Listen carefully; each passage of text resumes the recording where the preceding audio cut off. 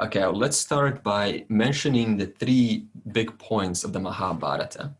So far, we have taken you through a general story of the events that took place.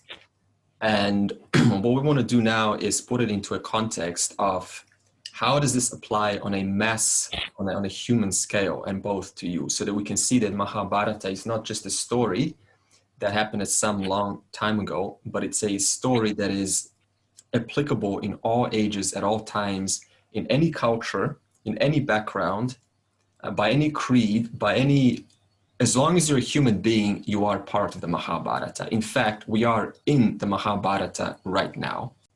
So what is this underlying foundation that we all generally abide by, but we miss? So that's what the Mahabharata is bringing out, that which is missed out. And if we can align ourselves to that principle, then not only do you have a successful life, but also you actually end up evolving as a human being in the most effective, efficient way possible. So the first point of the Mahabharata is that the vision of black and white is insufficient. Most of us have this vision that it's either or. It's either like this or it's like that. And then we put a full stop. There's no other way. So to do this actually means I'm creating my own self-imposed limitation. Never mind the level 4 restrictions or level 3 restrictions. We create, that's easy, that's child's play. We create our own psychological restrictions in our mind by creating these black or white options. So it's either like this, and if it doesn't work like that, then it is the highway. It's my way or the highway. It's your way or it's my way. And it just doesn't work because it creates this imposed limitation that we then end up imprisoning ourselves and then complaining why I cannot move, why I cannot advance or progress in life, and why is life so slow, and and all of these complaints are coming from that very issue that we ourselves create. In fact, there's a guy somewhere in Australia. He remembered 2 yellow page books, the yellow pages, in 24 days. Every single number he remembered in 2 books like this. Now that's my kind of guy. In other words, what do we do, human beings do? We say, no, I'm too old, I can't remember. No, I'm too young, I do not deserve to be in this position. No, I am a man, I am a woman, I am this, I am that. Constantly self-imposed limitations, and then we ourselves live or abide by those limitations and suffer because of that. Whereas look at this guy, 2 yellow book directories. I mean, this is a Sanskrit language in itself, not only the Panini grammar, but also more words than you will ever need in 24 days. So that times 2. So this is showing us that, no, as a human being, you're not limitless, by the way. You do not have limitless potential. This is a big error that's being presented, because a limited body and mind does not have limitless potential. This is just logic. But you do have a lot of potential, which can only be known if we move out of this black or white thinking. And Duryodhana, for example, he himself put himself in this black or white position, and that's why he suffered. So inside, he was a struggling human being. He was trying to be somebody on the outside, a confident person, a person that wants to be loved, a person that wants to own the kingdom. But inside, he's a struggling human being. So this is why, because he's creating a self-imposed limitation, unwilling to cooperate. It's either my way, and the Pandavas is no way. It's either your way or my way. And as a result of that kind of resistance, we end up suffering ourselves. And not only that, but we end up causing a problem for the other. They're unable to mature. And they themselves have a family to take care of. So not only are you affecting yourself, but you're also affecting them, and also their own family suffers because, there's always an association between individuals. And also Yudhishthira, he was also creating a black or white. In fact, you could ask the whole Mahabharata can be blamed on basically everyone that was involved. It's not just one, it's not just Duryodhana, it's also the Pandavas. Because Yudhishthira kept on giving license, constantly forgiving. I forgive you. Okay, you burned our house down, you wanted to kill us, I forgive you.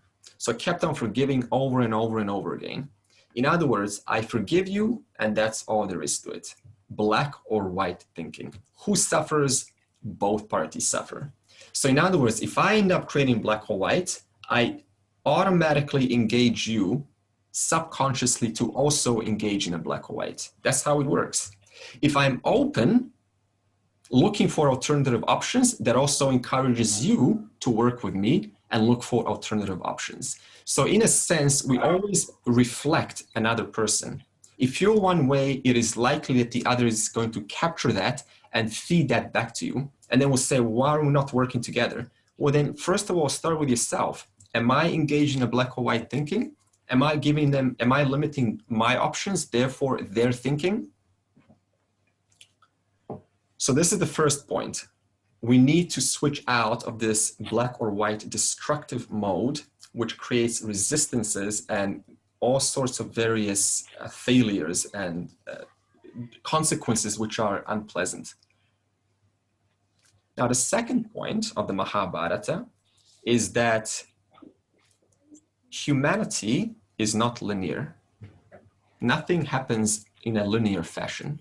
Can anyone here put their hand up and say that your life is linear, like a sequence?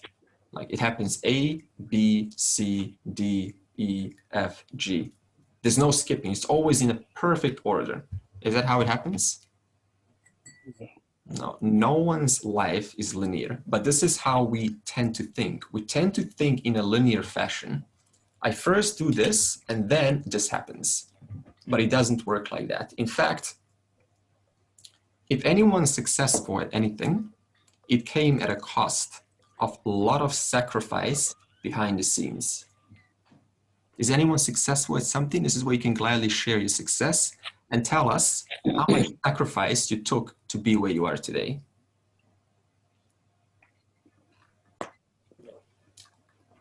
We want to hear, whatever, okay, everyone's successful at something. I know that for a fact. Someone should be putting their hand up and willing to participate. Yes, yes. Come on, come on. Something you're successful, good at, that you're proud of. Okay, yes, Robert, thank you for sharing. I didn't really want to, but many years ago when I was working very hard in business and I was traveling a lot, my wife and I felt we were drifting a little bit, so I said, we need to do something together. I said, what would you like to do? She said, I'd like to do dancing. I said, what else would you like to do? She said, no, I want to do dancing. Well, I was terrified. I had two left feet. I remember the dance teacher in the first lesson got down and grabbed hold of my foot and said, that's your left foot, move it, right? So I don't like to fail at anything. That's one of my masters.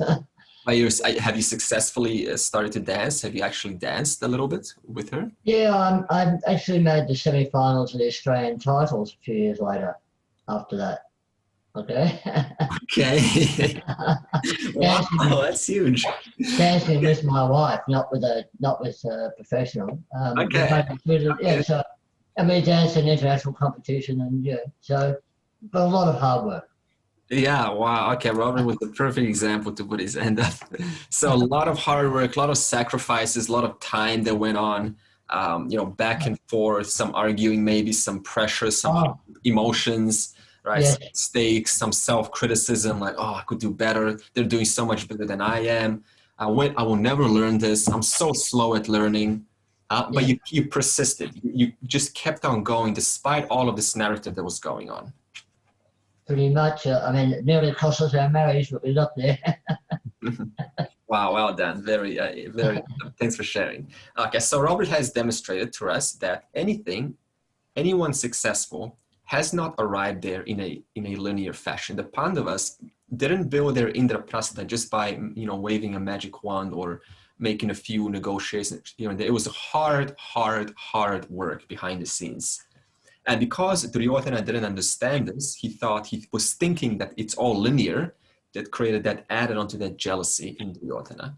So if we do not understand that life is anything but linear, then we will end up having these very distorted notions towards other successful people. But you have to actually appreciate how much work they put into. And we also have to understand our position in life. So this means if I don't understand what is my strength and my weakness, then it is not even possible to live to understand this linearity, because you'll be too obsessed with trying to figure out, where do I fit in this world? So once we figure out where we fit, what is my strength? What am I good at that I find so natural, but other people complain about? They think it's the most boring, disinteresting thing. And yet for you, you find it's just like breathing, even easier than breathing itself. So this needs to be discovered so that we can then be successful at this very field. And that itself teaches you how life is not linear. So you can see how success also counts, because unless you have tasted some kind of success, then you won't quite relate to when I say that life is not linear. The person would think, I'm not quite relating. What do you mean? It is linear. Well, it's not. But you can only say that and recognize that if you've already been successful at something in your life. Okay, now the third point of the Mahabharata. Okay, so what's the first point? The first point is the vision of black or white is insufficient. Doesn't work. Point two, life is not linear. It is anything but linear. And we have to accept that. Now, the third point. The third point is that even if a person is dharmic, like Yudhishthira, they're successful and they're genuine and they're authentic and they're honest, they're fair. It's called a dharmic person. Even if that is true, they will still struggle with the fundamental question of life. It doesn't matter if a person is virtuous. If a fundamental question of life is unanswered, there will still be a yearning for something more. No matter how much success one gains, how much they get, or how popular they are, how much charity they've given, if that fundamental question remains unanswered, there will be this yearning for more. And I won't know what it is. It's like an invisible thorn. And what is that fundamental question? What is the purpose of life? When all is said and done, when all of the charity has been given, and all of the good has been demonstrated in a society, so what? What of this? Where is this all going? What is the ultimate purpose of life? And what are we all getting towards? What am I coming towards? Why am I doing all of this? What is my incentive for doing good, for being wise? This has to be known. Otherwise, this yearning continues. So it doesn't matter how dharmic or skilled the person is, this fundamental question still remains unanswered. Now, the question for you that I have is, why does a dharmic person not come to the fundamental questions of life? Like, what is the one reality behind all appearances? Or what is the ultimate purpose of life? Let's keep it simple. Why do even dharmic people not say this question? What do you think it is? Actually, before you say, I'll give you one idea just to get you started. One of the reasons why even a virtuous person does not engage in the fundamental questions of life, but rather sticks with situational questions like what we need to do next? How do we, now create peace in this situation? One reason is they simply do not devote enough time onto the fundamental questions. Simple as that. Because you only got 24 hours, not even 24, but you wake up with 15 hours a day. Then whatever you got in your life, suppose it's your family, some work, that takes 8 hours. Tired, probably going to sleep another 1 hour. Then you got your spouse, that's going to take maybe 2 or 3 hours. If you've got some hobbies, that's going to take another few hours. So how many minutes is that left to actually engage and say, what is the purpose of life in the first place? So let me ask you, why do you think that a dynamic person, him or herself, does not engage in the fundamental questions of life?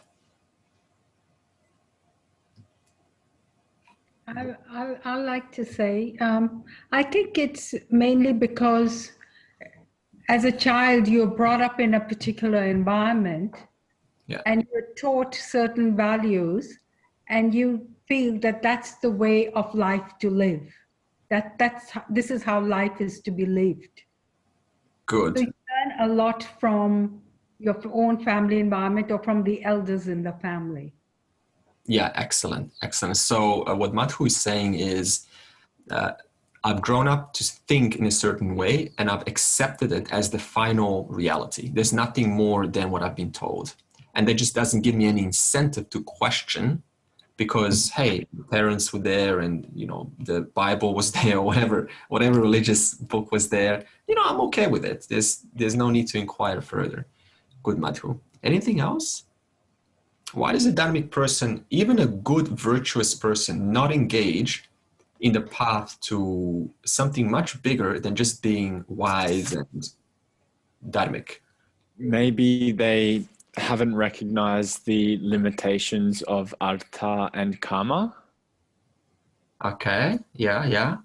So what Tom is saying is, it's not that they haven't recognized, it's just that there's no opportunity to recognize, because, you know, you're so involved in just creating this you know, bringing desire into life and building wealth. There's no question of so what, because you're so caught up with it.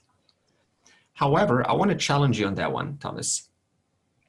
Could we then say that the reason why a dynamic person doesn't engage in the fundamental questions is because their life is in harmony, or because they have a good life?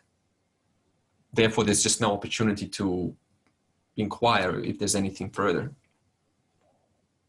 Could that be the case? Think about the Mahabharata. The Pandavas were highly successful. Was their life in harmony? I don't know the full story of the Mahabharata. Okay, doesn't matter. But can you tell me one person whose life is in harmony? Perfect harmony every single day.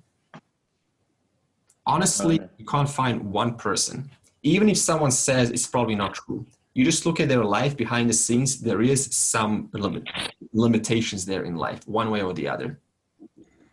So we cannot say on one hand that a person's life that hasn't been taken towards the path of asking the fundamental questions is because they're so engaged in their wealth and their desire and their enjoyment, because the Pandavas, you know, the whole Mahabharata story tells us that no one's life is in harmony, right? Even if you're enjoying yourself and you've got all of the money in the world, it doesn't mean that, it doesn't say anything. It doesn't say that I will now start to engage in questions of, you know, is there more to this?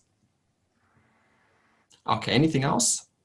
Good question. I think, Andre, I think we are always, since born, go into the brahmacharya, grahastha, vanprastha, and sannyas. So that really means we are born, we become, and we are doing our duties in different aspects of life. When it comes to the later part of life, in my own situation, now I'm beginning to think, why am I here? What is the purpose of life? Otherwise, these thoughts don't come, because we are in the cocoon of daily life and doing things.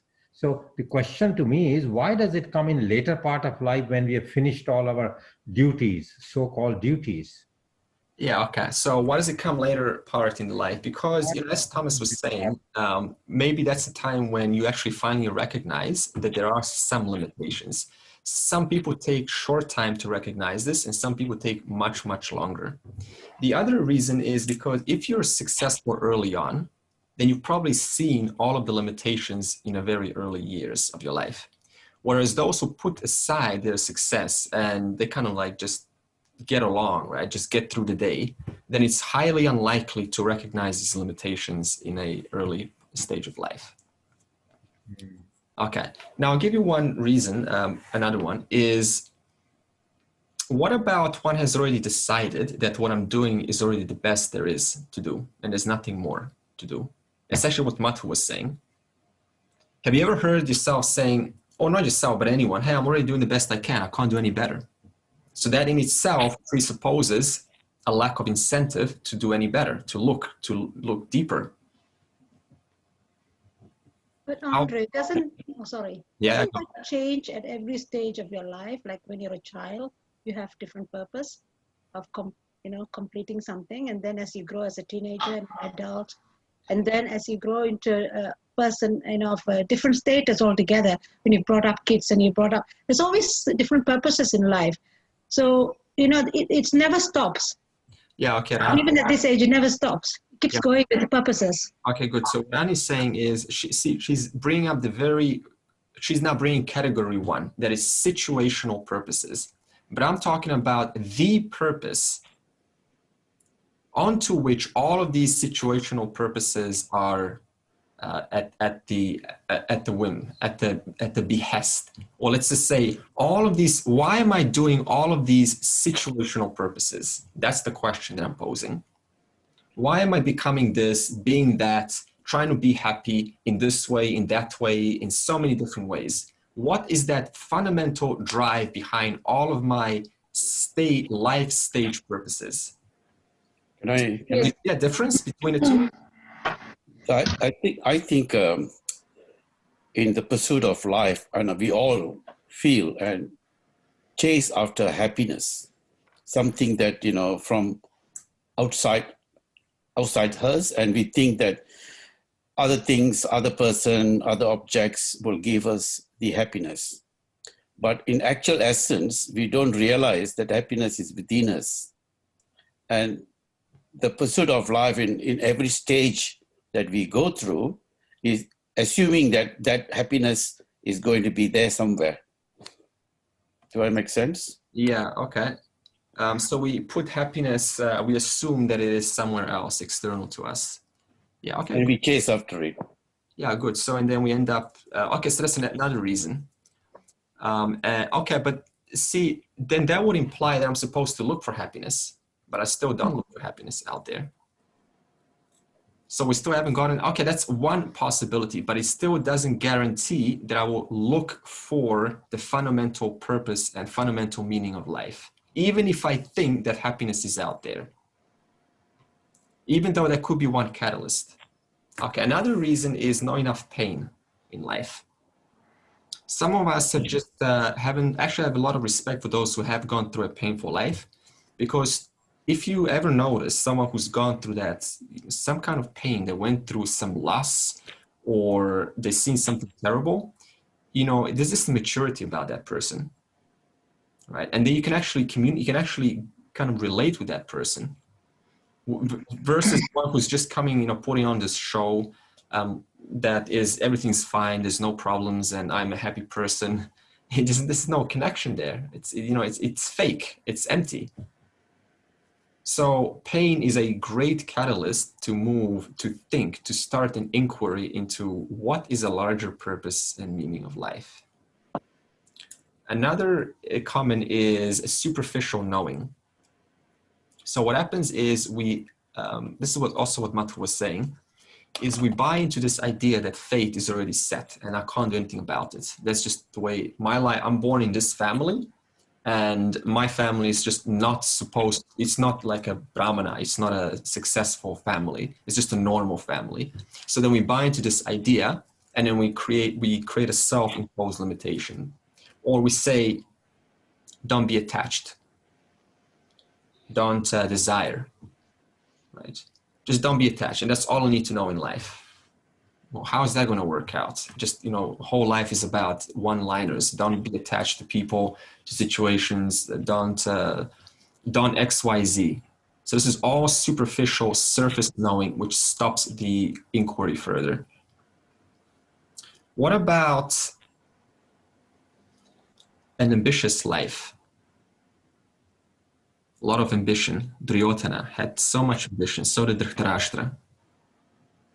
Always wanting to make something happen, like some success in the world. We're not against success, by the way. We're just saying like a strong desire for ambition.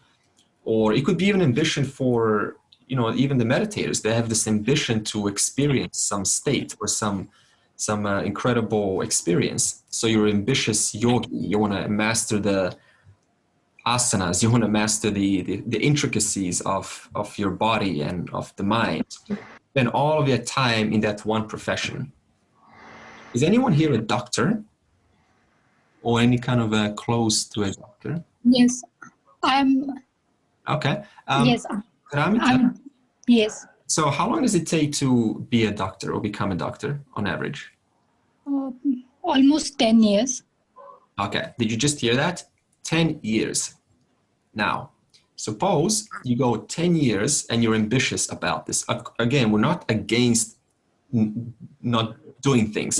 We're just pointing out. Suppose you're ambitious and now you want to go and specialize, and now you take an extra 5 years of that. And when you specialize, now you build all of these friends. And now you want to, your clients and all these stories that you're holding in your mind. And these stories cause you to then want to expand your profession even further because you identify with them. So it's this constant ambition trying to sustain what I've done before, trying to make a life out of it. That's another reason why I never engage in fundamental questions of life. Good, Ramita. 10 years, a long time of ambition. How about common one, probably my favorite. Looking, and this is where most Vedantins fall under, looking for simple, feel-good advice. Not interested in deep analysis, not interested in deep thinking. Just give me something like a hamburger, like a quick takeaway. Let me go in, let me hear, let me get high, let me feel good. Goodbye. Either you'll never see me again, or I will come when you're mentioning the best parts of the teaching. But you won't see me when you're talking about the human behavior, the emotions, the life management, being productive, and just managing your life. So this is another common reason especially in Vedanta, is you hear all of this great teaching, but it doesn't guarantee that you're going to be taking the fundamental questions seriously. It's a superficial kind of knowing. I just want to feel good temporarily. Okay. Now, the next question is, so that's the 3 points that we wanted to point out of the Mahabharata that is trying to show us. The first one is vision of life, of black or white, is insufficient. It creates self-imposed limitations. So, if there's any resistance in any situation, it is likely because a black or white thinking is going on. There's a process of it's either like this or like that. That's the whole process that got Yudhishthira into trouble. I forgive you, and that's all there is after that. There's nothing else. So Yudhishthira did not think of alternatives, how to resolve a situation. He limited himself in this way of forgiving. The second was linearity doesn't work. No one's life is linear. So we have to acknowledge the fact that the only way to be successful is through, you could say, back and forth, back and forth, back and forth. This is normal. There's no such thing as forward, forward, forward. Sometimes it's 2 steps forward, 1 step back. 5 steps back, 2 steps forward. 10 steps back, 15 steps forward. And the third is that even a dharmic person won't necessarily engage in the fundamental questions of life because the qualifications are not there. And we just explained some of those points now. So now the next question will be, what then does it take for the teaching to actually capture your curiosity? Because we've just now established that being dharmic does not necessarily guarantee that, but what has to happen to be hooked, to have an interest or to take an interest in a teaching of the fundamental questions of life. What is the larger meaning of life? What of all of this, when all is said and done, where is this all going? What has to take place? So the first point is you need to see the value of the teaching. And what does this mean? It means I need to see how is this applicable to me, and that requires maturity. If you show Vedanta to someone who's after chasing experiences, they will either say it's too abstract or they're not going to come back because it's not relevant. So they have to see value. How is this actually, in what way does this help me to discover that happiness which I'm seeking? That requires thinking. That requires some logic. That requires some reflection on your own life. So this means the person has to be mature, number one. For example, Dhritarashtra heard the entire Bhagavad Gita, just like you and I are hearing it. The entire Bhagavad Gita from the beginning to the end. Did that change his life? No. He was why? Because he was too passionate towards his, towards living through his son, owning the kingdom through his son, and he was also too ambitious for his son's success. So you could have two people standing side by side. They both seem mature on the outside. One captures the teaching, another doesn't. What's the difference? One sees the value, and the other does not see the value. Why do I not see the value? Because my ambition is elsewhere.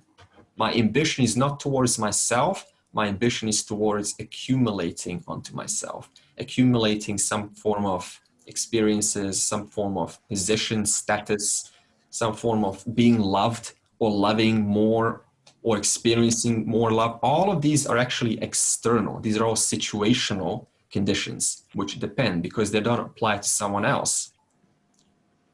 Whereas a fundamental question applies to everyone. We all want to know what is the nature of reality when all is said and done. What is the substratum which inheres in all appearances that I'm seeing, that I'm witnessing? So the question now is, what are the entry points to discover a teacher who will actually show you a greater vision of life? What are some entry points on the part of a potential student? What do you think it is? Google search. Okay. All right. But what instigates the Google search? What's going on in the mind of that Google searcher to actually type in a teacher of higher truths? Wanting to know the purpose of life and who we are, other than the body and the mind. Okay. What will cause to want that? That's what I want to know. But what does go on in the psychology of a person? Maturity. No, go ahead, Rani. It's okay. Mother, go ahead. I was going to say there's an inner dissatisfaction. That will be the stemming point, and that dissatisfaction can be caused through some pain or not being able to get something that they wish. Good. Some sort of a pain and dissatisfaction. Yeah, you see. So to them for some higher knowledge. Okay, Mathu is super accurate on this. Rani, did you want to say something? No, I wanted to say that comes a time when actually you feel matured enough and you've been inquiring all through in bits and pieces, but then there comes a time when you want to fully inquire. Yeah. You're ready to inquire. Yeah, you're ready to. So many things happen behind the scenes. We don't exactly know because it's different for every individual. But we can also say that the primary reason is that turning point which we discussed last week.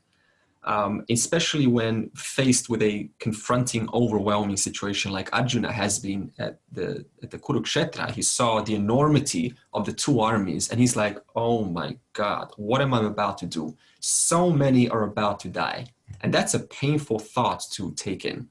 So that forces that inner search for something much greater than just the situation.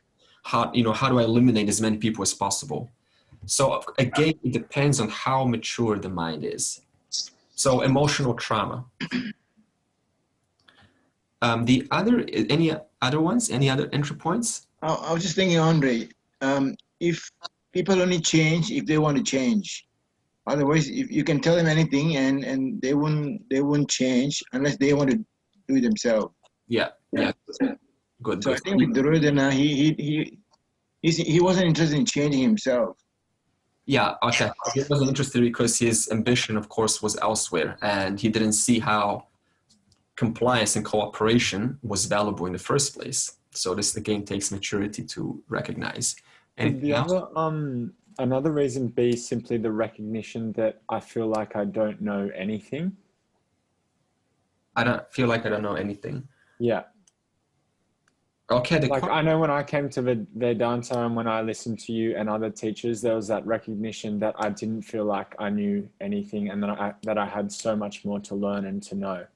Okay, so this is a humble approach. So this is an approach where the mind needs to come and actually see its own lack of knowledge. And that takes a lot of maturity. And then on the basis of that, go, okay, I need to fill this gap. I need to fill this emptiness that's clear within me. So this is what Thomas is talking about, is actually incredible maturity. Because see, what he just said was separating the buddhi from the witness, right? Creating those two distinctions. Whereas for most of us, we cannot do that. Where we see what we know is all there is to life. It's like a private world, and that becomes a reality for us. So through the course of time, we need to step out and we say, okay, so there is an ignorant person here who needs to get educated. So let's take this ignorant person to the right environment and let's educate him or her. Good, Thomas. Another reason is there needs to be a sufficient balance between rational thinking and emotional thinking. Think about it this way. Suppose that a person is overly emotional. What's going to be mostly on their mind when it comes to life itself? Things like, how do I, how do I get more hugs? Or tell me that you love me more often. Or, let's improve our relationship. Very common, like relationship therapy, right? It's all on the basis of emotional, not always, but, in some cases on an emotional need. Or having more friends, because that's an emotional satisfaction. Or just having like that security, that warmth, that protection, that is all an emotional, which is fine. But if it's overly on one side, then that's not going to instigate the other question of what is the bigger purpose of life. Now, the other hand is over-rational. This is, I think, more of a male issue. And this is whereby we basically discard any need for, we end up trying to dissect everything in a dry, in a more analytical way, right? So it becomes a sort of I end up breaking everything down just so I could intellectually look at it, just so I could, kind of analyze it as though I'm a doctor looking at that. But that's not the point. I'm supposed to recognize that is meant for me instead of me dissecting that. So do you see the difference? So one takes the intellectual approach and then they make a whole big factual thing about it. And the other is more concerned about that warmth and that security and that feeling of love and loving and company. And so we need to bring these two together. And when they're together, then you can think, as Thomas was saying, that, hey, despite me being emotionally and rationally balanced, still there is something missing. Okay, now what was it for Arjuna? What caused Arjuna to inquire into this second bigger question? For him, it was just the enormity of the situation, the overwhelm. Put yourself in his place. Easy to talk until you're actually right there, facing, being confronted with what's about to happen. So we can all relate to Arjuna in this case because he is being sincere. He's saying, I don't know what to do. However, Arjuna went the other extreme. And this is how we can now tie in our own mistake with what Arjuna was about to do. What did Arjuna do at the battlefield, Kurukshetra? He said, I'm feeling weak. My knees are weak. I'm feeling, my resolve is failing. what do I do? So what did he do? He actually wanted to go to the extreme of abandoning his duty in order to pursue the second question. Isn't this how some of us go about our life? So we come to a turning point and suddenly we now drop everything else. And the relationship with that everything else starts to suffer. So by the time we fix this up, when we go back, now we have to attend and fix that up. So life becomes about fixing things. And then when we go back into that thing, then this starts to suffer.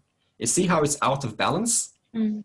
Yeah. So this is an important point, is we often go, again, this is again black or white thinking. It's either this, and I attend just to this and ignore everything else. And then while you're attending, all of your other skills are failing. And then you go, oh my God, I need to, like, you know, go and catch up. And then you go back into B. Constant black or white, black or white. So this needs to be a balance between all things. This means you need to recognize what roles in my life play and why is it providing me the value. If you don't recognize that, you will abandon it in one split second. So this is what happened to Arjuna. He forgot his duty, and then he created different reasons why he should abandon and not fight. Now, the question is, what reasons did he rationalize? Okay, so where are we now? So what we're saying now is, when I discover the need to pursue the fundamental question, I then end up likely abandoning my duties in life. Family, kids, relationship with spouse suffers. And then we rationalize. Now, what was it in Arjuna's case? How did he rationalize? And this is where I would like to bring a quick chart that I've put up and show us Arjuna's reasons for rationalizing.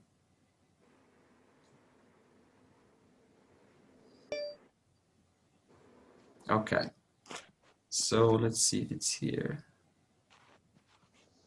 An excuse, I think it's this one. Okay, these are Arjuna's reasons. He said to Krishna, "Oh Lord, I don't want to fight. I'll tell you why. First of all, war causes destruction to family. Absolutely true. It's going to wipe out it's going to cause family loss. The children will be without their father. There will be widows. There will be lots of tears. There will be just sad moments, whichever way you look at it from. When the war causes destruction to families, what happens then? Destroys family culture and values. That's the next logical step. Because who's there to preserve your family culture and values? They're gone, right? Because you need to have a together family to uphold your values, your tradition. Now, after that happens, what happens then? Because the men are not there, since they've all died in the battlefield, it increases unrighteousness, because who's there now to protect the woman? Now they'll be exposed to impurity. Now, when the woman become impure, what happens then? Or what happens? Okay, what does he say? Impurity in woman measures the standard of society. In other words, the purity, this is actually brilliant. The purity of woman in a society tells you how healthy that entire society is, how healthy that culture is. For example, no protection of the woman equals open to abuse, open to being taken advantage of, open to prostitution, open to any kind of these dirty, these base drives. So women get taken advantage like that. Why? Because the man is not in her life. Why is the man not in her life? Because the war has caused destruction to families. And then as a result of that, what happens then? It causes admixtures of castes. Now, we're not saying that, we're not trying to create now, only marry your caste. That's not the point. But the point is, if there is no traditional values in a family, then you don't know where you stand. And then what happens then is we're open to anything that is available for us. In other words, we settle for that emotional satisfaction. I want to feel loved, so I'm just going to take up whatever is good for me. So there needs to be some kind of thinking before being involved in, before proceeding with the marriage, because it's not just about you; it's also about upholding your very culture. If you end up mixing with if they're on the same side as you, that's great. If not, that's also great, because you can still make that work. But suppose that you have carry this enormous knowledge, and you end up mixing up with a culture that takes you away from your knowledge. What happens then? You then never get to say or expose that to your own children. So your children then don't pass that on and continue the tradition. And through the course of time, the tradition dies out. And then one day we're saying, what happened to that tradition? Well, the answer is, you can see a nice, beautiful timeline here of how it all carries forward. Okay, and the other reason was he worried that he was going to go to hell. So just think about it this way. Suppose that someone gives you a gun and says, you're the only person that can go and help those hostages. Just go over there because you're small, you can fit through that little hole, and just go and shoot him. Would you just do it unwillingly? Would you just have no issue with that at all? You would probably think, what do I do? Am I going to go to hell? Am I going to get punished? So these are all legit reasons that Arjuna was sharing. It's not like he was making this up. Okay. So this is his reasons for not wanting to fight. However, he was right, but he provided this as an excuse not to pursue his duty. So that's the difference that we have to make, that little distinction. There's one difference between demonstrating what is right and wrong, and the other is demonstrating what is right and wrong for the sake of making an excuse so that I don't have to do what I need to do. Okay, let me stop this.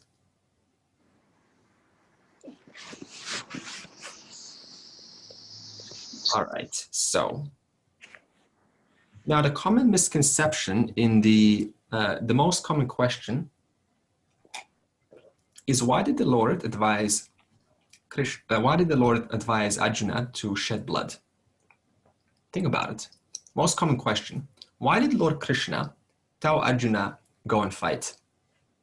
Why do you think this is? Because it doesn't sound dynamic. It doesn't sound like, why would the Lord advise people being killed?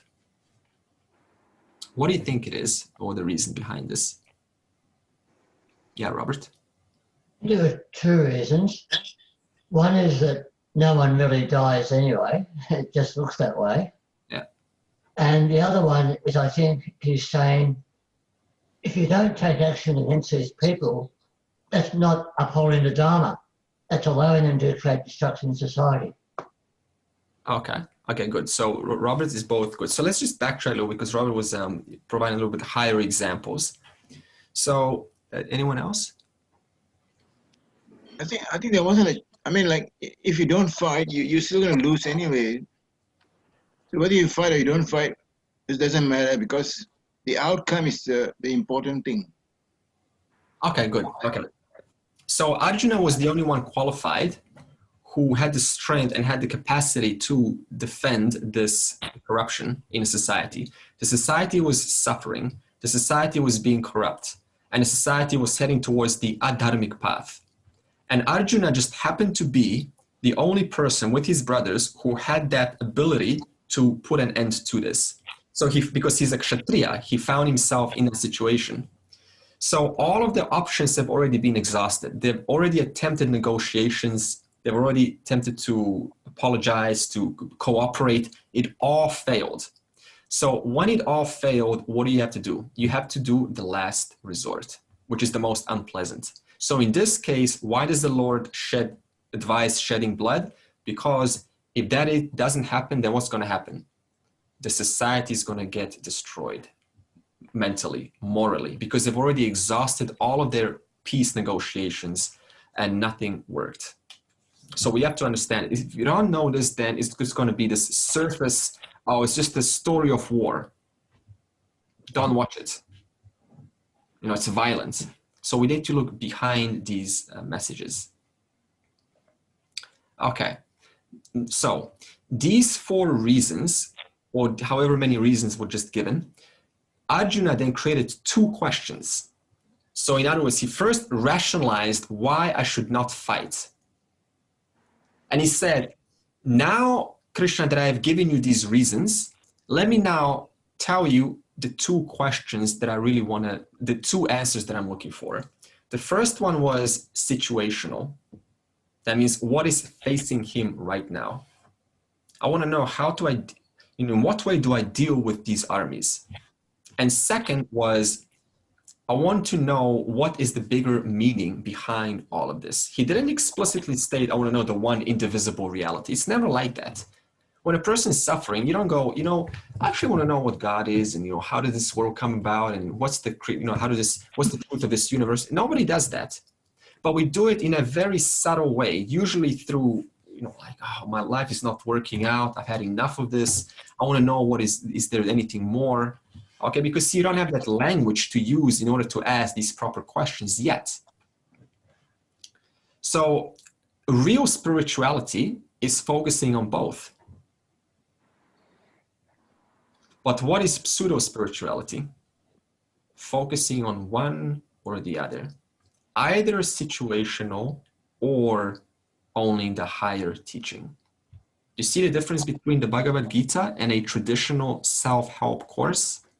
Self-help course traditional, only situational. Be more confident, be funnier, be more successful in this world, become someone bigger, be charming, make more money, okay? Just be relatively happy, just eat better foods, do more exercise, travel, right? Have a variety of things going on in your life. Other side, the moment you bring all of these, situational things, now it's all just an illusion. Focus on the bigger picture. Total distortion on both sides. It doesn't work. We need to bring the 2 together because they are both part of life. They do not exclude life. In fact, where is life without situations and without the bigger meaning? They're both together, inseparable. So what is the advantage? Where is this particular, the particular feature of the Gita? And that is, it incorporates both situations. In what way do I navigate this world, these situations, in a way that leads me to a successful life? And behind these navigations and these situations, what is the fundamental reality behind all of this? And what is my connection to this fundamental reality? And how do I recognize this fundamental reality? And how did this universe come about? And what is my connection to that intelligence because of which this universe is here now and will still be in a potential one day when it resolves into an unmanifest state, into a potential state? Okay, so these 2 need to be together. If one of them is only present, like situational, it will lead to a never-ending yearning for more, always wanting to improve myself, never recognizing why. And the reason why is because I have not attended the second.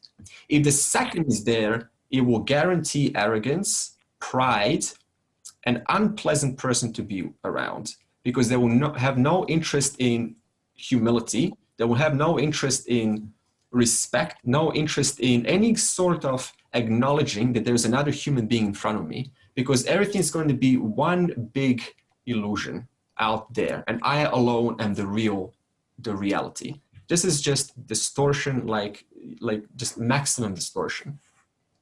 So this is where the Gita comes in. So the next question is, okay, suppose someone comes up to you with a problem in life, and they're sincere, they need some help. and they say, this is going on, and I don't know what to do. What is your advice? Please tell me your advice. Now, what do you tell them? Do you tell them first the advice, the situational, or do you tell them the fundamental reality? Which one do you do first? Which one do you think?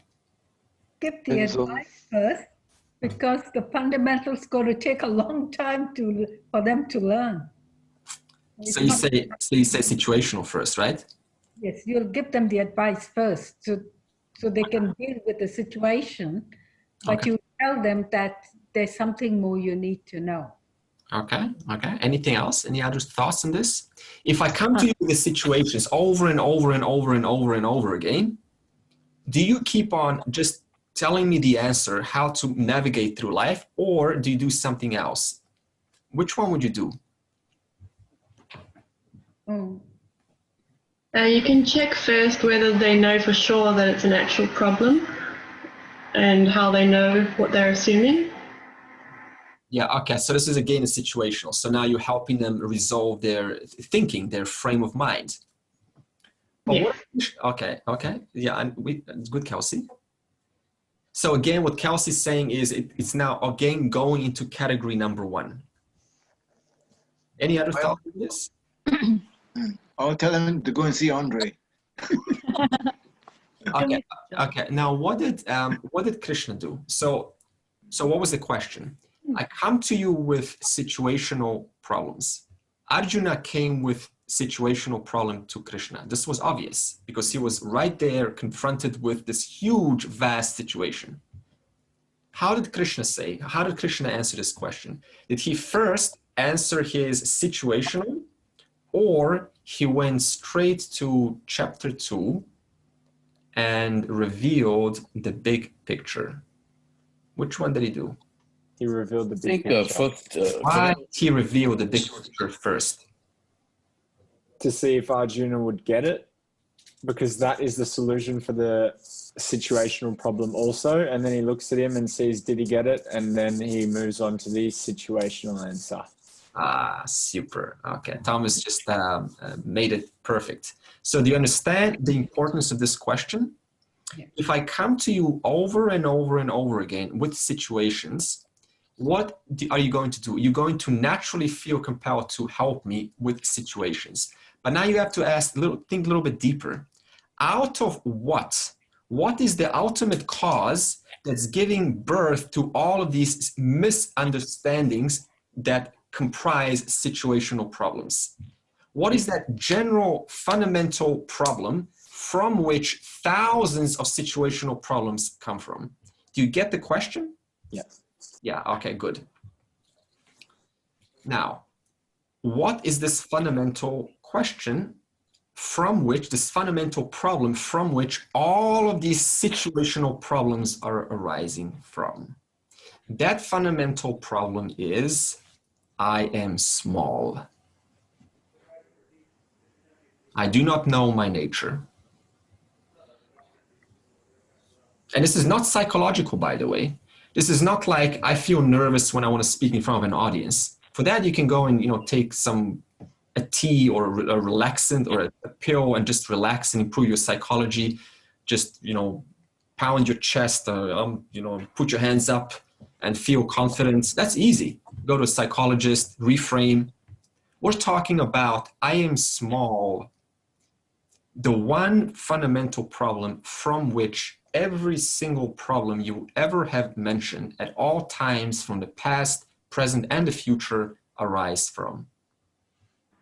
And then it creates what kind of an assumption?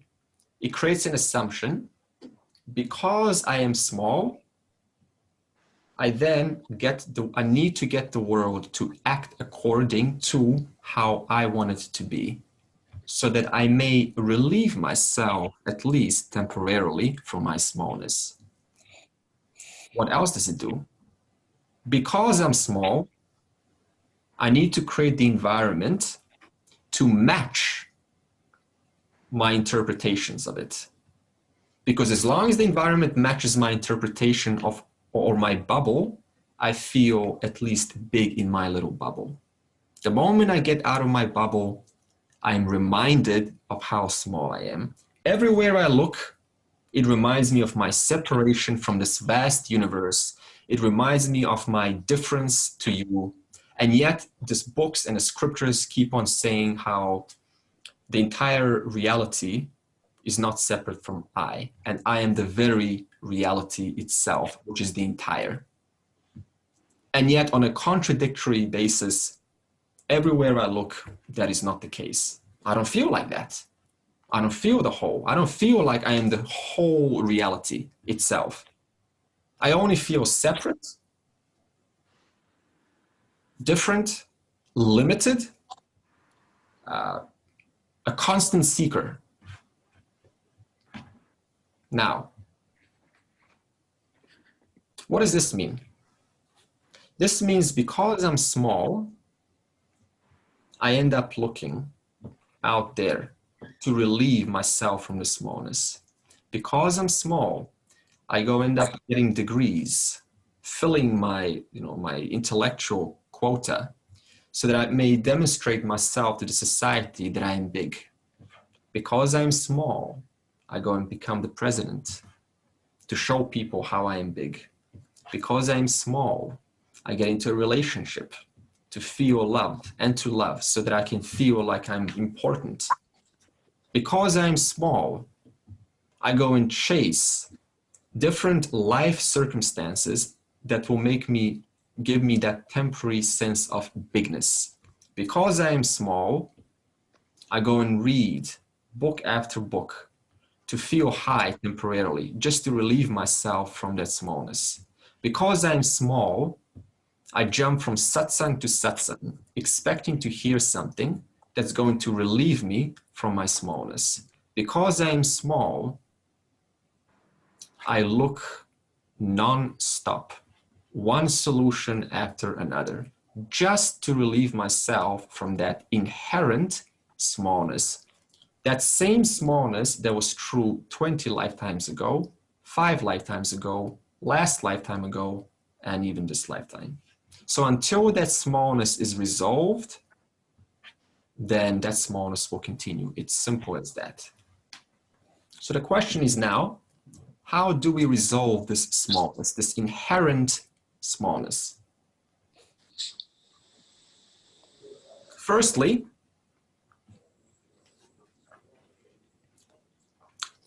think about it this way. Just the fact that you want to relieve yourself from smallness implies what?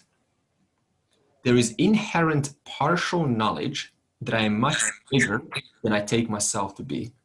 Think about this. If you didn't have any knowledge whatsoever about who you are, there will be zero incentive for betterment. But that's not the case. We all have this need to better ourselves. Never mind how. Some of us want to better ourselves through being more beautiful. But what is being more beautiful implying?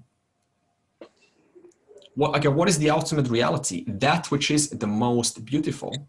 So what do? I then superimpose what I partially know onto this physical body, and I make this body beautiful. What is the total reality? All knowledge. So then what do? I superimpose that all knowledge onto this mind. So then I go and educate the mind for more knowledge. So anything I do as a person, I'm actually trying to what? Come closer to that which I inherently know that I am. All knowledge, limitless itself. But because I don't know who I am, I superimpose that partial inherent knowledge onto these attributes of this physical body and this physical mind. And it doesn't work because the mind and the body is limited. So you can never give it limitlessness. But we inherently know that I must be limitless. That's why, you got these movies.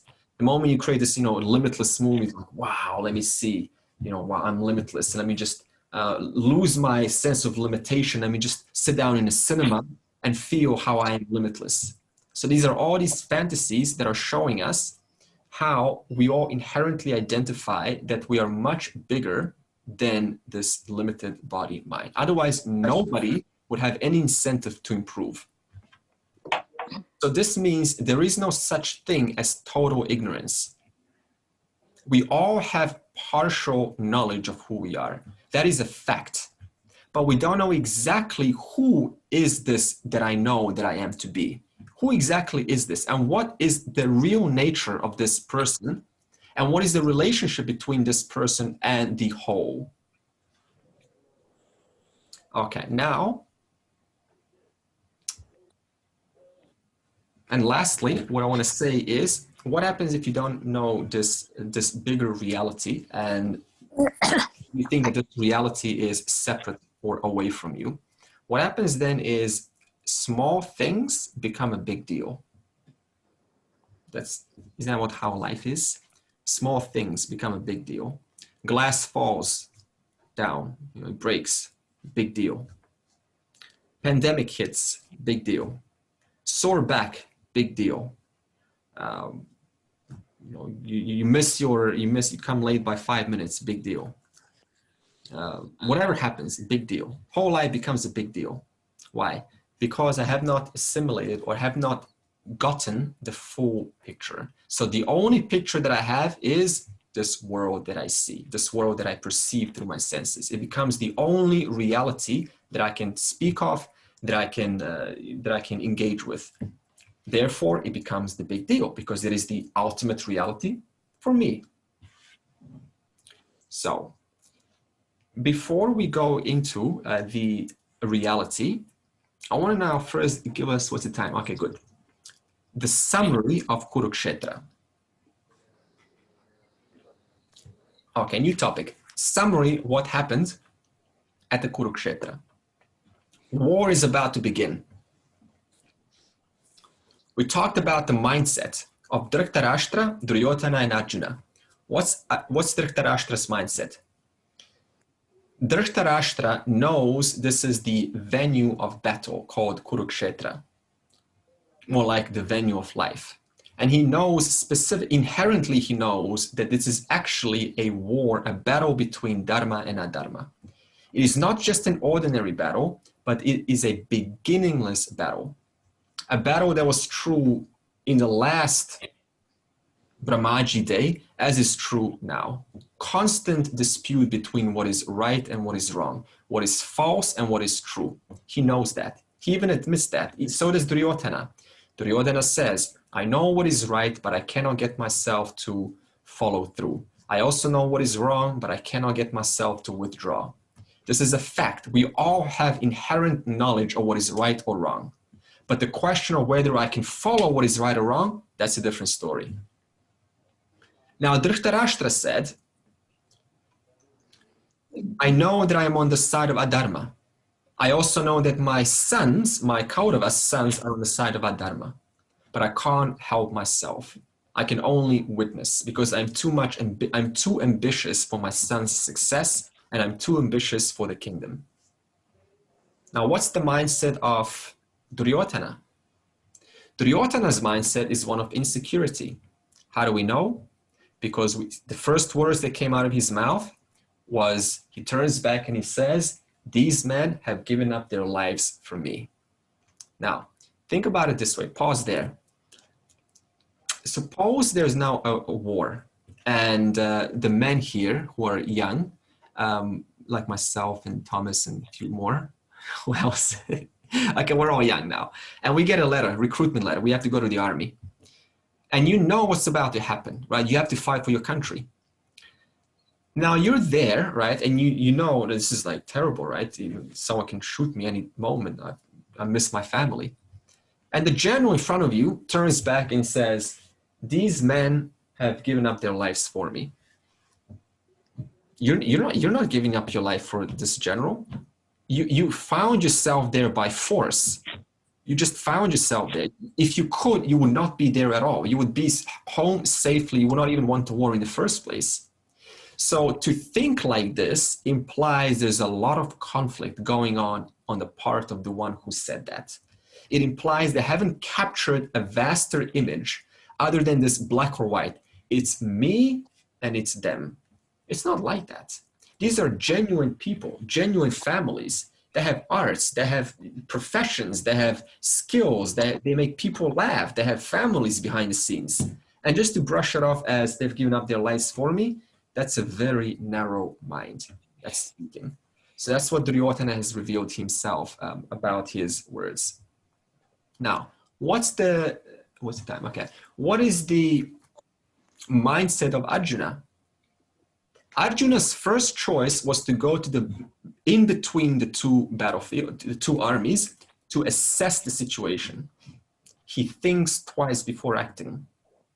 He wants to look at, have I missed something?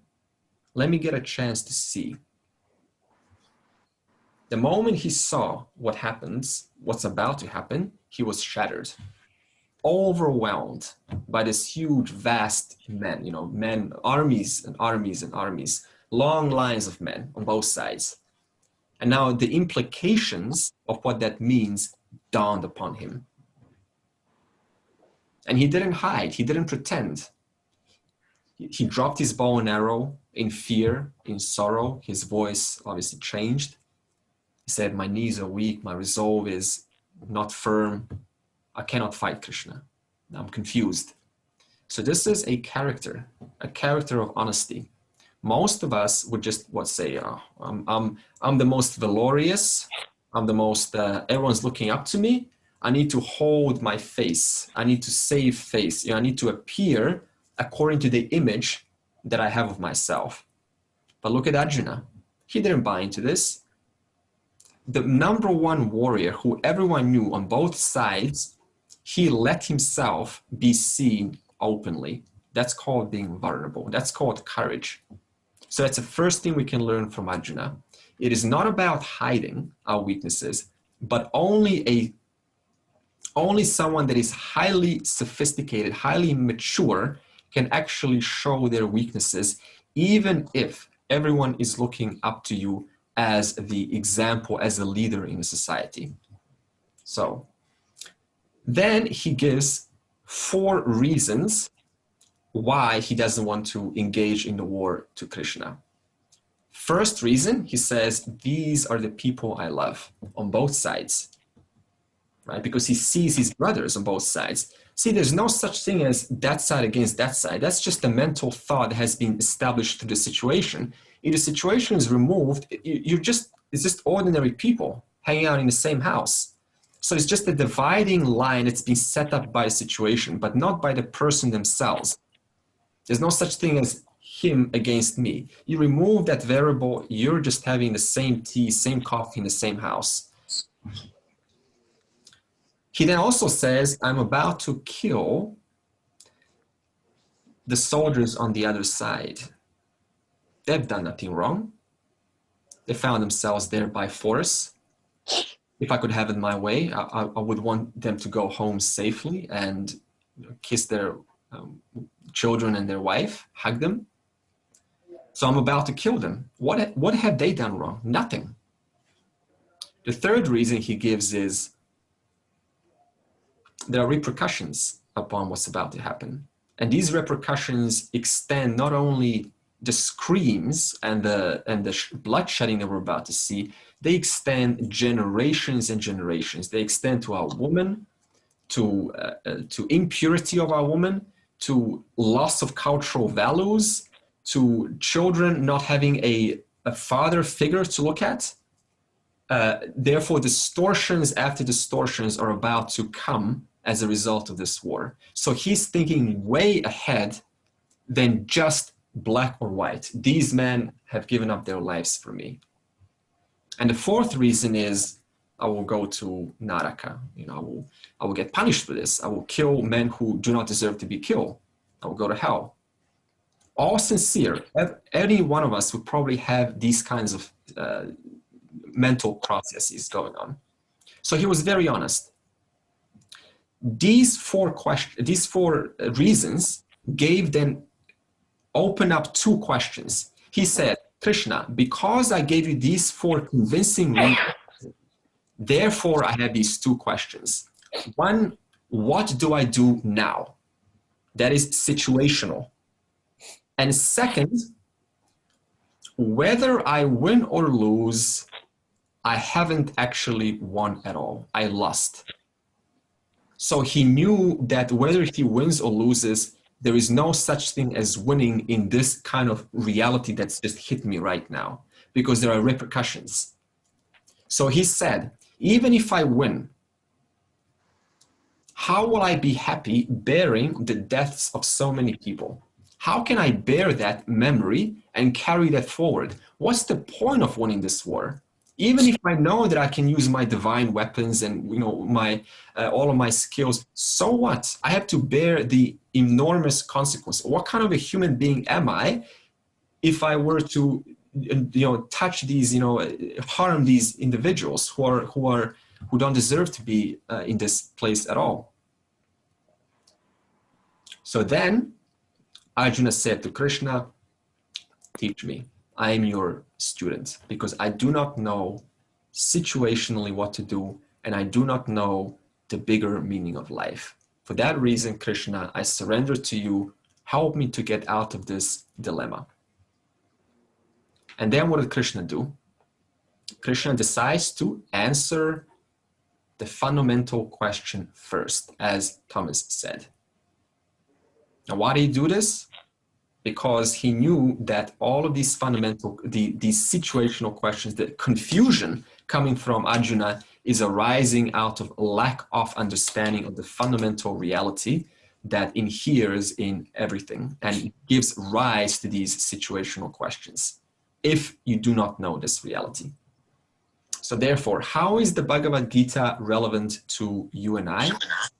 It is relevant because the Bhagavad Gita answers the fundamental questions that we all have sooner or later.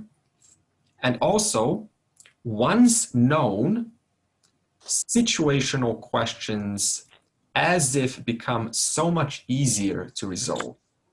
This is why most wise people that you listen to or that you know, it's almost like they have an answer for anything. You ask them and they just have an answer. It's like, how do you have an answer for this?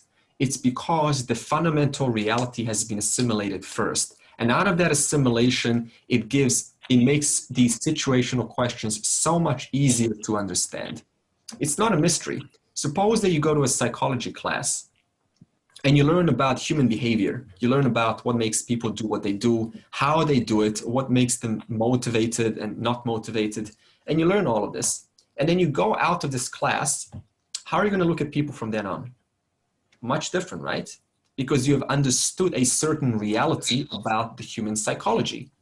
So therefore, if someone says, oh, I'm having some issues here and I don't know what to do, instantly you're going to draw from this psychology experience, and through that you can able to answer in a very helpful manner.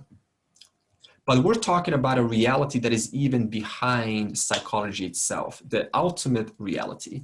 Once understood, then any situational problems becomes so much easier to navigate.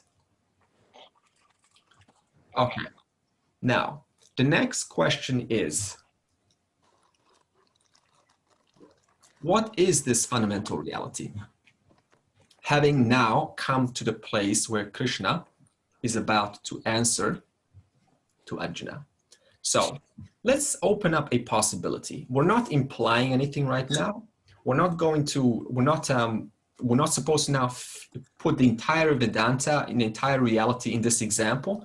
We're just going to open up a possibility to see how you actually can have one reality, which is the substratum, which is the truth of everything that you see. This is what we call in Advaita one without a second. So now let's just see through an example, how is this possible? Suppose that, okay, before we say that, what is the statement that Krishna says? He says to Arjuna, the fundamental reality of you is the same fundamental reality of everything else. Now your question is now going to be, show me, demonstrate a possibility of how that may be true. So suppose there is a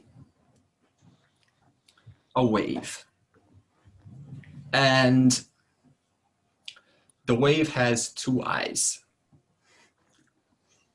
The wave has a life. The wave has emotions. The wave thinks how to navigate him or herself and negotiate with other waves. The wave looks at other waves. Some are big, some are small.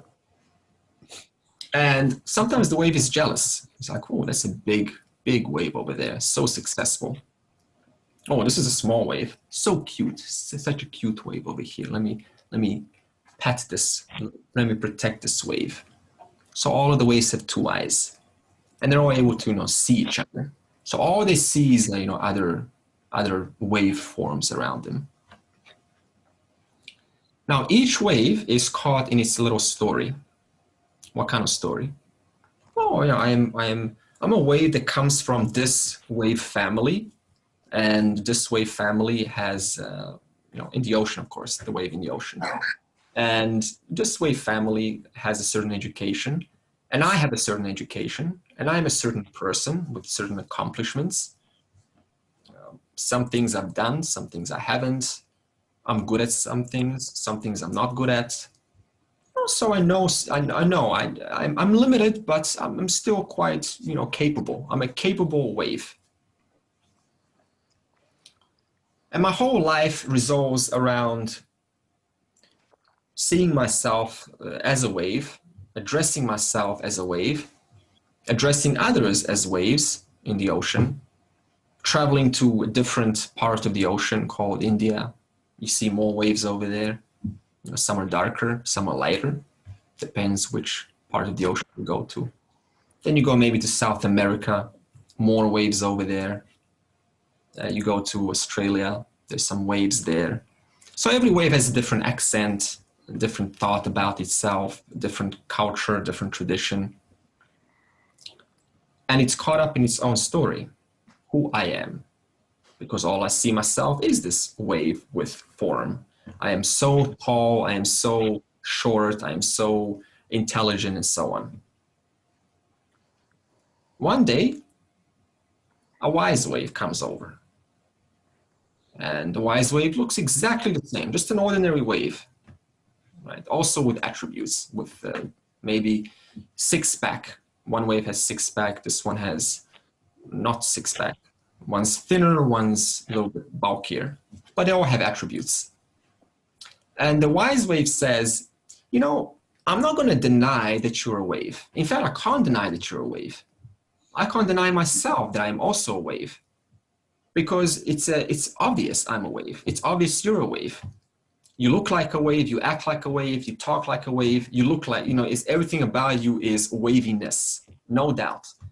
So I'm not going to negate you, what you already know yourself to be. I'm not going to say you're not a wave. But I want to show you just one more reality. Just consider it. I want to show you another reality that you may have missed. Maybe you have not considered, or maybe you have thought about it, but you have not considered it. And that one reality is a permanent reality. And that one reality is water. Well, what do you mean permanent reality? How is that true? Can you show me? Yeah. Because before you were born, there was water. Now that you're alive, there is still water. After you resolve, after you go back, you got nowhere else to go but into the water. So even before you came into this place now, it's not like you were not there. You were being formed. You were being constructed. The wave was slowly emerging from that ocean. So it's not like you were never there. You always were there, because you're not separate from the water. And then you came into this manifest form that you now see yourself to be, you talk about yourself to be, you speak yourself to be this wave. And then one day, inevitable day, you will go back nowhere else but into the very same reality from whence you came. You did not come at some point, but it does not mean you did not exist, because you were separate from the water. At some point, you arose from the ocean, and you were sustained by the very water. And then when one day you're no longer capable of mute here. Okay. And one day when you're no longer capable of holding yourself, you will go back. But where will you go back? Will you go back out of the water? No, you will go back to exactly the one reality that you were not apart from at that moment when you were in potential, at that time when you were manifest as a wave, and at that time when in the future when there's no more wave. So in other words, nothing, you haven't really gone out of existence. You're still the one same reality that was always true throughout the past, the present, and the future. So then the wise wave says, you don't have to negate yourself. You don't have to negate yourself as the wave. You just have to understand that essentially you are that water, that very water, that very reality, which is the same reality of all other waves. It's not like just you, the water. Everything you see around you is also that one same water. Everything you ever talk about is that one same water. Every emotion you feel is that one same water. Every doubt you have is that one same water. Every certainty you have about yourself is that one same water. So you only have to understand that there is one water appearing as many waves, endless, endless waves, coming, going, coming, going. Waves that are in potential and they arise, and then you talk about, what an attractive wave. I want to marry that wave. And then you go back in nowhere but that one reality. So you were never apart from anything. You only thought you were. You only gave yourself an idea that I am apart. And therefore you were then looking for that reality as though it is somewhere over there. But what you don't realize is that whether you were looking or not, you were never separate from the one reality which is true in all existence, of all waves, throughout all waves, in the past, present, and future, whether unmanifest or manifest, or in potential. Now suppose the wave asks, this is really interesting, how do I become this wave?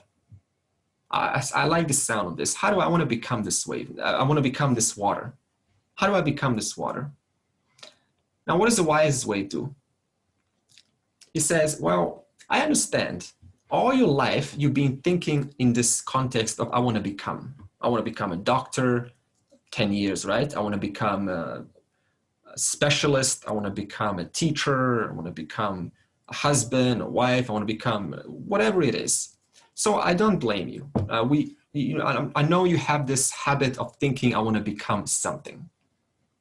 But this is the only case where you cannot think like that, because you already are that very water, which is quite interesting. It's a paradox. You can become anything other than who you already are. And who you already are, which you don't have to become, is the very reality which you're seeking.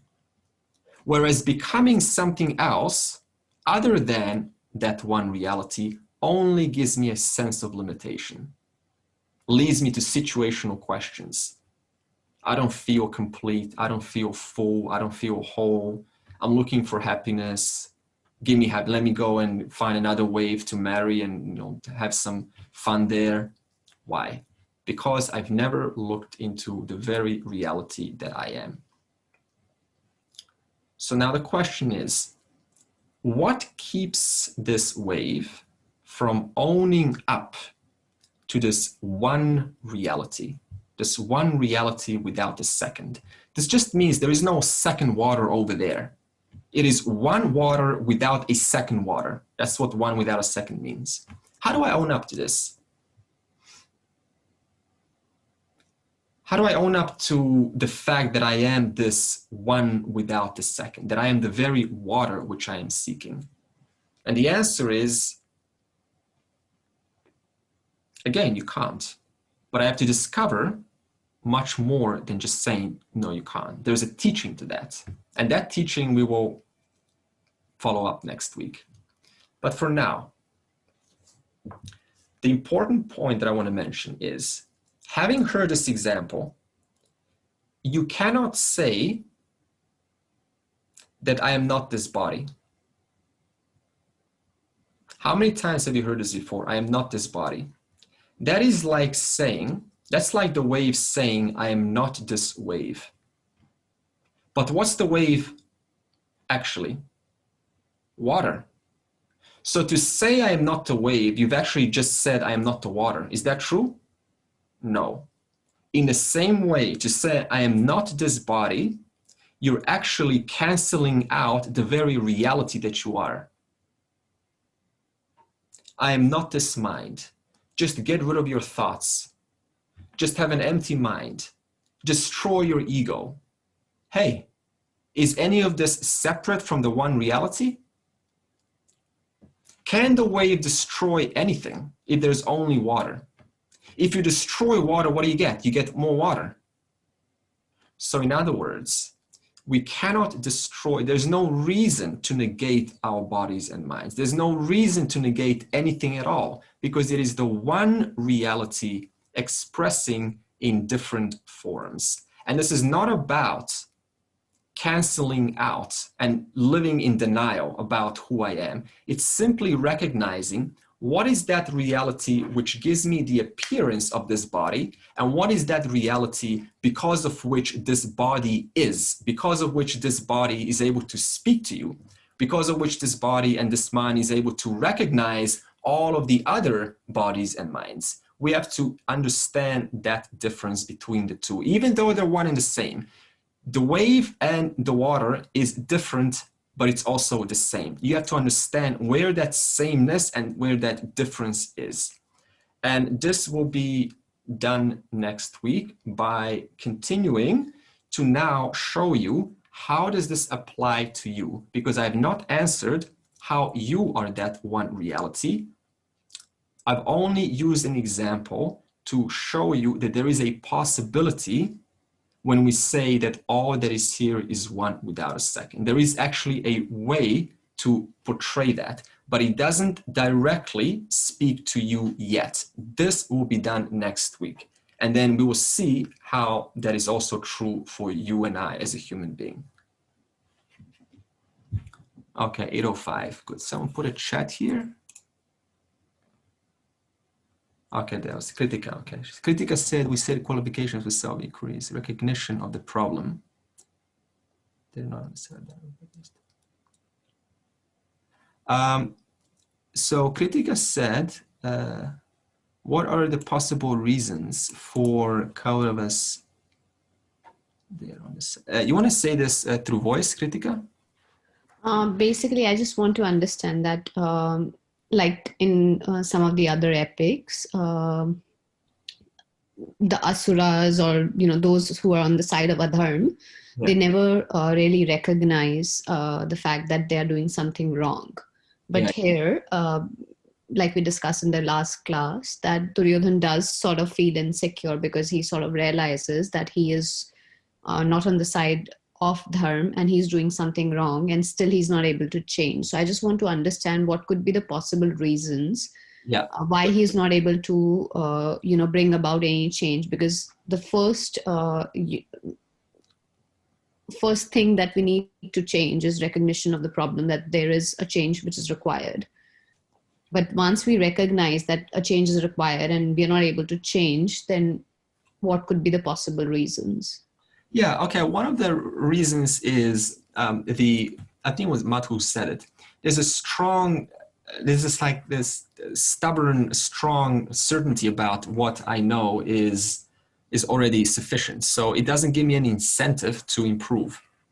And it just sort of, it's like a teenager, 15 or 16, right? Top of the world, they know everything. And you show them genuinely, no, there's much more. can't think like that. Let me show you a different way of thinking. No, I know better. But sorry to interrupt. But in case of a teenager, the problem is that they are so self-confident that there is no problem with them. But in what I am trying to understand is, in case of Duryodhan, he does recognize that maybe he is not fully right. So what is then stopping him from bringing about a change? Like even Dhritarashtra, he recognizes that there is a problem which is going on, and he's still not able to bring about a change. So if the first thing is that you need to recognize that there is a problem, because once you recognize that there is a problem, then there is a possibility of change. Yeah. You know, it's just like with someone who's doing a scrupulous business practice. You know, they know they're doing a scrupulous business practice, but they're unable to help themselves because the benefit that they're receiving is far greater than the other option, which is to comply and do it the easy way, and to share and to give 50% to the other. So the value has not been clarified. He hasn't taken the time to see how what he's doing is actually not healthy. So we need again to take this time to assess how this is actually affecting me negatively in the future. So another reason is because we get narrowed just on one single, like today. That's all there is in my reality. But I don't think about tomorrow. Yeah. So this, of course, this again comes down to engaging my mind to see how my consequences are actually having an impact on me and the environment.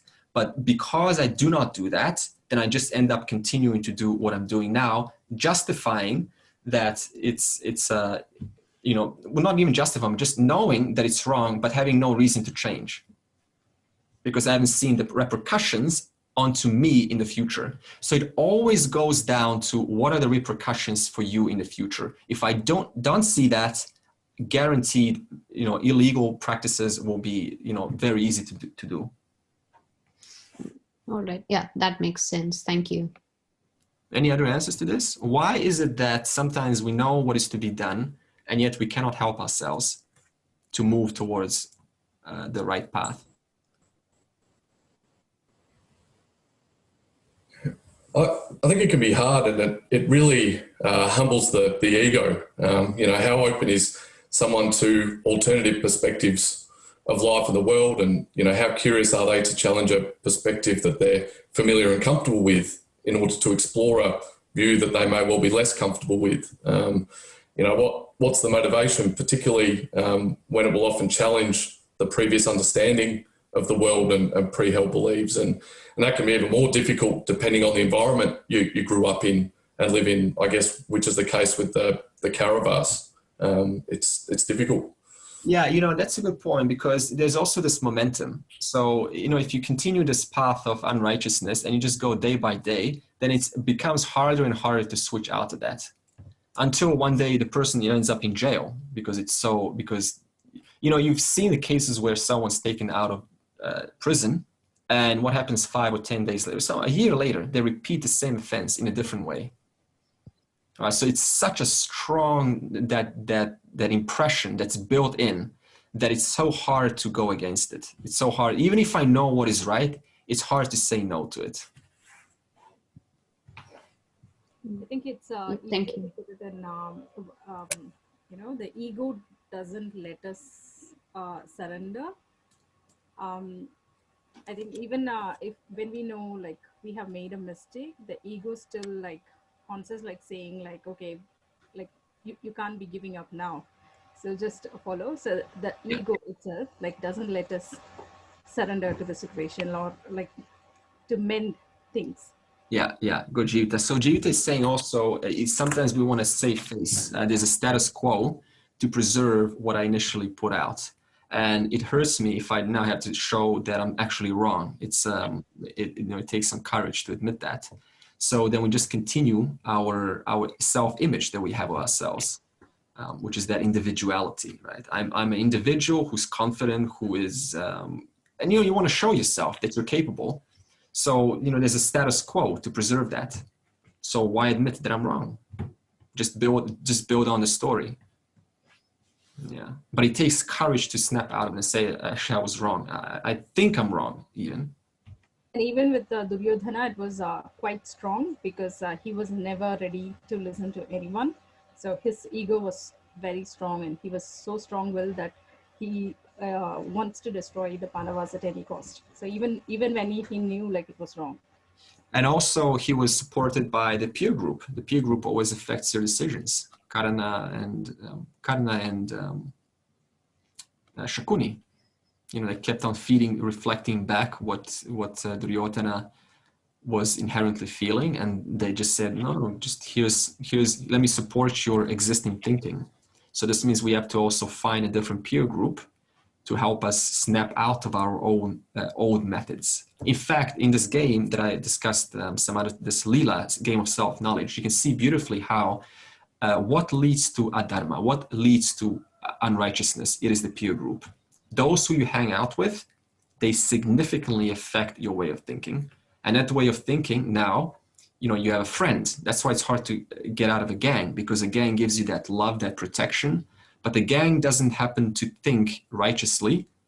And since you want that love and protection, you just end up being affected by the gang's way of thinking. Therefore, later on, the person comes out of the gang and says, I don't know what I was doing. They knew what I was doing, but it was hard to get out of it. So your peer group is hugely important. I guess that's one reason why, these webinars or whatever physical meetings are important, because it's a reminder. It's a reminder for the mind how to navigate life, because it can always, find a shortcut and think and then justify how what it's doing is right. Very common justification. Yes, Andre, there's also a self-destructive behavior like smoking and drinking alcohol, when the self-destruction is already repeatedly shown to you in the packet of cigarettes and things, and yet people continue to do that. Yeah. Because I don't know whether they don't realize the seriousness of the effects of the smoking, or whether the benefit from smoking, the pleasure they get, or the being in the group of smokers, whatever social networking that they get, is stronger than that understanding of the destruction that they have. Yeah, good point, buddy. Good. So that social connection is a incentive to continue smoking. Yeah. Yeah, this is why we need to look at our behavior and assess them questions, because then you just end up doing the same thing.